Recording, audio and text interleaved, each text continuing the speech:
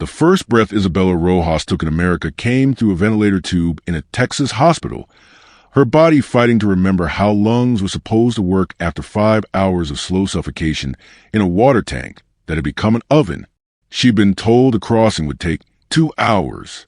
Just 2 hours hidden in a modified compartment inside a water tanker truck, breathing through air holes drilled precisely for survival. Instead, she'd spent 5 hours cooking alive in metal heated by the December sun, her screams unheard, her fists too weak to pound for help, her consciousness slipping away as her brain began shutting down from heat and oxygen deprivation. But Isabela's story doesn't begin in that tank. It begins in Port-au-Prince, Haiti, where surviving had already become a daily miracle that she could no longer count on. The kidnapping attempt had been the final straw. 3 men with guns, waiting outside the school where she taught mathematics to children who deserved better than a country in collapse. They wanted ransom her family didn't have, from a teacher's salary that barely bought food. She'd escaped by pure luck, a police patrol passing at the right moment. But luck in Haiti had an expiration date, and hers was running out. Her brother Michel had left 2 years earlier, made it to Houston, found work in construction. His calls home painted America as everything Haiti wasn't stable, safe, possible. He sent money when he could. Each transfer or paper promised that escape was achievable. Save everything, he told her. Find the right people. Come while you still can. Finding the right people in Haiti meant navigating a maze of opportunists and predators. Everyone knew someone who could arrange passage. Prices varied wildly. Success rates even more so. Some travelers vanished completely. Their families left wondering if they'd made it to America or ended up in unmarked graves along the route. Through her church, Isabela connected with a network that seemed more reliable than most. They'd helped several congregation members reach America, with photos and phone calls proving success.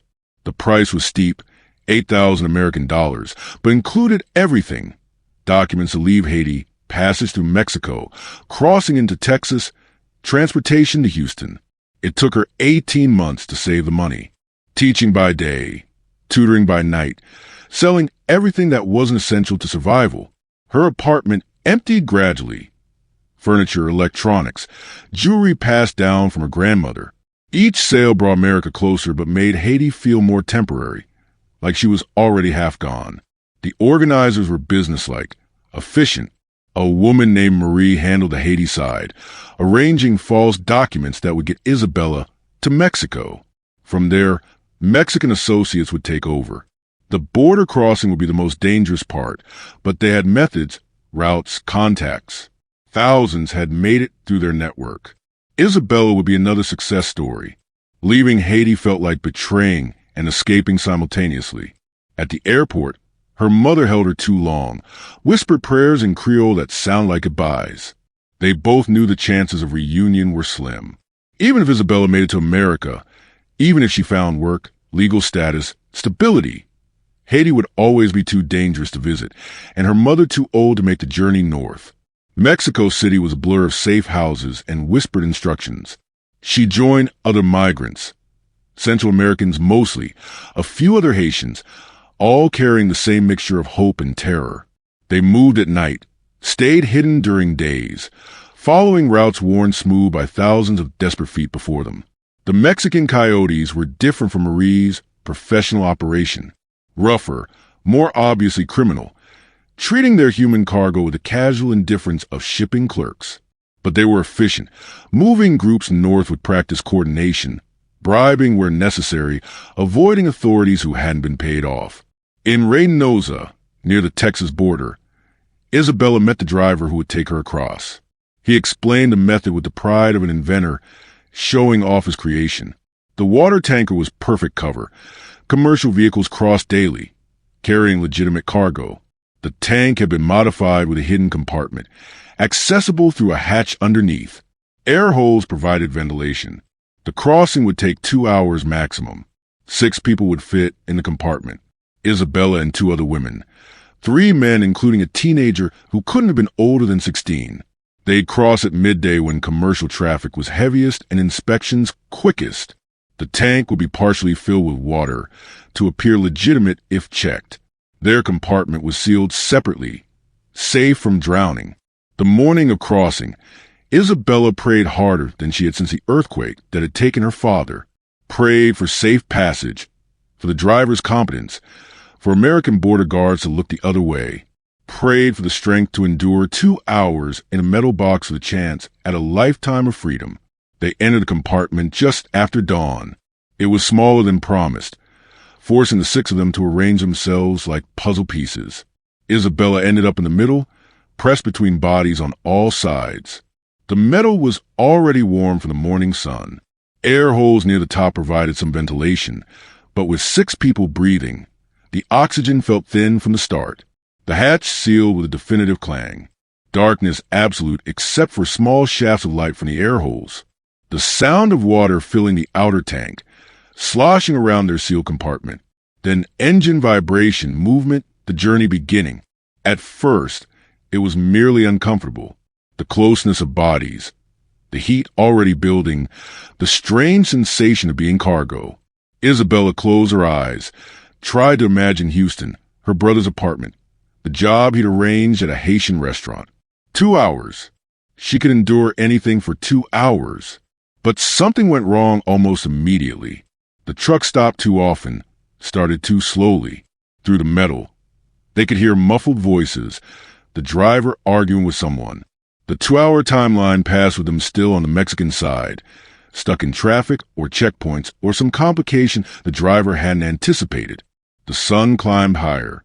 The metal compartment, already warm, began to heat like an oven. December in Texas was mild by northern standards, but inside a metal tank sitting in direct sunlight, temperatures soared. The air holes, adequate for ventilation, did nothing for cooling. Sweat poured from bodies already pressed too close together. 3 hours in, the first person panicked.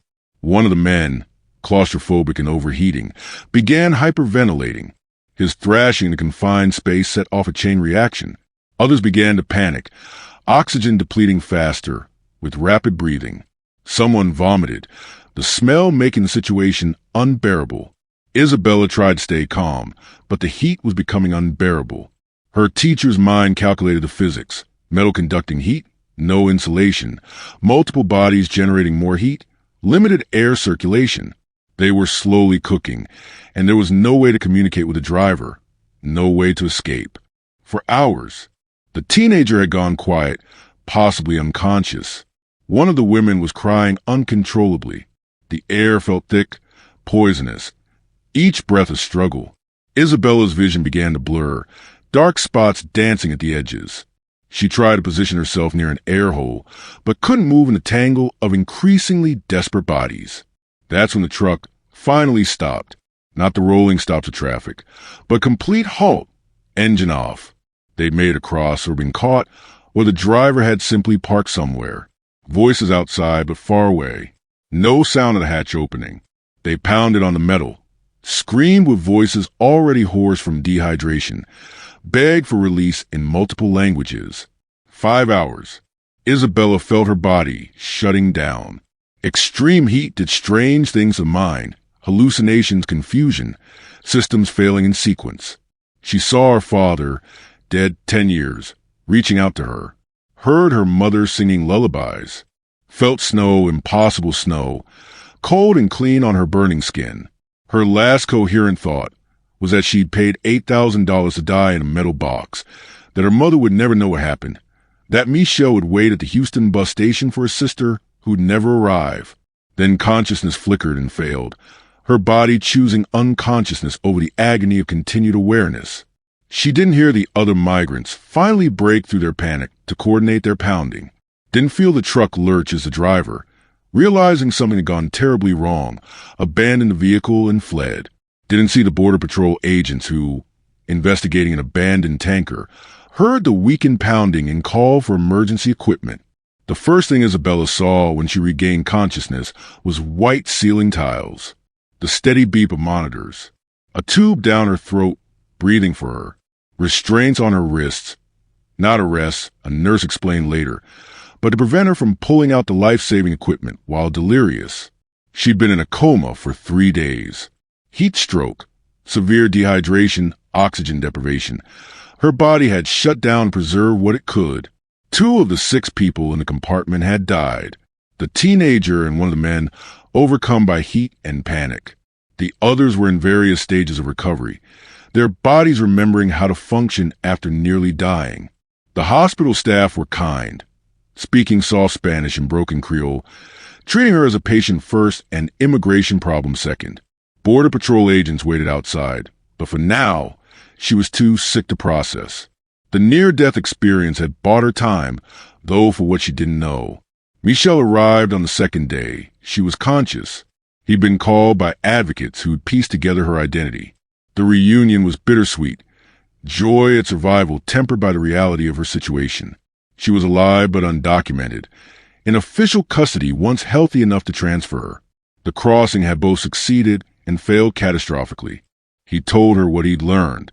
The driver had panicked at the border, been redirected for additional screening. Instead of risking discovery, he'd driven to a remote area to wait it out. But he'd miscalculated the heat, the time, the human cost of delay. When he'd finally checked and found people dying, he'd fled rather than face murder charges. The story made news briefly. Migrants found near death in abandoned tanker. Politicians used it to argue their preferred policies. Advocates pointed to desperation that drove such risks. The dead were named, mourned, forgotten by all but their families. The survivors faced deportation proceedings once recovered. But Isabela had one advantage: the severity of her condition, the trauma endured, the clear trafficking elements. These qualified her for a particular type of visa consideration. T visa, for victims of human trafficking. U visa, for victims of crimes. Complicated legal territory that might possibly lead to legal status. The lawyer Michelle hired explained the long odds. Yes, she'd been trafficked. Yes, crimes had been committed. But she'd also entered illegally, paid smugglers, participated in her own victimization. The law was murky, the process long, the outcome uncertain. But it was a chance, more than many got. For months, Isabela existed in legal limbo, released from detention due to medical needs, but required to check in regularly, living with Michelle, working cash jobs when her health allowed, attending hearings where her trauma was dissected by people who'd never risked anything for freedom. The water tank haunted her dreams, the heat, the darkness, the certainty of death. She testified about the network, though she knew little beyond Marie in Haiti and the driver who'd abandoned them. Described the journey, the payment, the promise of safe passage that nearly killed her. Relived the 5 hours in the tank for investigators, lawyers, judges, each retelling of fresh trauma. 2 years later, the T visa was approved. Temporary legal status, work authorization, a path to permanent residence if she continued cooperating with investigations that seemed to go nowhere. The network had scattered after the deaths, reforming under new names with new routes. Marie disappeared from Port-au-Prince. The driver was never found. Isabela learned to live with survival, worked at the Haitian restaurant her brother had promised, sending money to her mother when possible, attended therapy for PTSD that manifested as claustrophobia, so severe she couldn't ride elevators, testified at conferences about human trafficking, her story becoming data in someone else's presentation. She never forgot the 2 who died beside her, the teenager whose name she'd never learned, fleeing something bad enough that death in a water tank seemed worth risking, the man who'd panicked first, setting off the chain reaction that might have saved the rest by forcing them to pound harder, scream louder. They'd shared the most intimate horror possible, then been separated by the thin line between survival and death. On the anniversary of the crossing, Isabela visited their graves. Simple markers in the potter's field, numbers more than names. She left flowers and Haitian coffee, traditions from home transplanted to Texas soil, prayed for their souls and their families who might still be wondering what happened. The physical scars faded. Heat stroke left some permanent damage.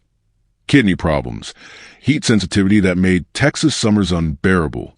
But she was alive, legal, building something resembling a life. More than the 2 left in Potter's Field. More than many who attempted similar crossings. Sometimes new Haitian arrivals asked her advice. How had she made it? What route was safe? Who could be trusted? She told them about the water tank, watched hope drain from their faces. There were no safe routes, no trustworthy smugglers, no guarantees, just calculated risks and random luck. She'd survived by the narrowest margin, saved by other desperate people who'd pounded loud enough to be heard. The water tank still existed somewhere, probably repurposed for actual water delivery, or maybe modified again, used for more human cargo.